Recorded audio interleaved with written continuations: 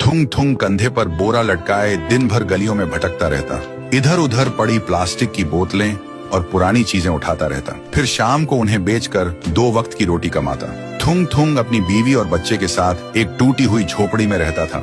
गरीबी इतनी थी कि कभी कभी नमक रोटी भी नसीब नहीं होती थी। भूख मिटाने के लिए पेड़ों के पत्तों का सहारा लेना पड़ता। फिर भी थुंग थुंग ने कभी चोरी का सहारा नहीं लिया। एक दिन थुंग थुंग थका हारा श्मशान के पास बैठा था। शाम ढल चुकी थी और हवा में जले हुए लकड़ों की बू थी। तभी उसे मिट्टी के नीचे से हल्की सी रोशनी चमकती दिखी। वह धीरे से उठा और मिट्टी खोदने लगा।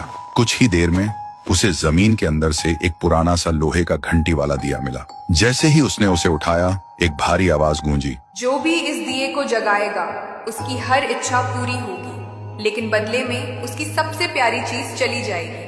थुंग थुंग का दिल जोर जोर से धड़कने लगा। वह मन ही मन सोचने लगा, सबसे प्यारी चीज मतलब क्या? वह घर लौटा और बीवी को सब बताया। बीवी ने ध्यान से सुना। उसकी आंखों में डर भी था और थोड़ी सी उम्मीद भी। फिर बोली, 3 दिन से बच्चा भूखा है, क्यों ना पहले खाना मांग ले। थुंग थुंग ने कांपते हाथों से दिया जलाया और धीरे से बोला, हे दिए, मेरे भूखे बच्चे के लिए अनाज दे दो, बस पेट भर खाना दे दो। अचानक पूरी झोपड़ी अनाज और रोटियों से भर गई। बीवी खुशी से रो पड़ी। लेकिन उसी रात थुंग थुंग ने देखा उसका बच्चा चुपचाप कोने में बैठा है और उसे पहचान नहीं रहा। सुबह तक बेटा उसका नाम भूल चुका था। थुंग थुंग टूट गया, लेकिन घर में अनाज था और भूख खत्म हो चुकी थी। उसने खुद को समझाया, बाद में बच्चे का इलाज करवा लूंगा।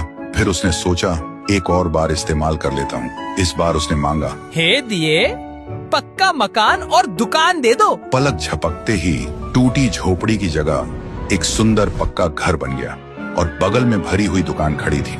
थुंग थुंग खुशी से बीवी के पास दौड़ा, लेकिन उसने देखा उसकी बीवी पत्थर की मूर्ति बन चुकी थी।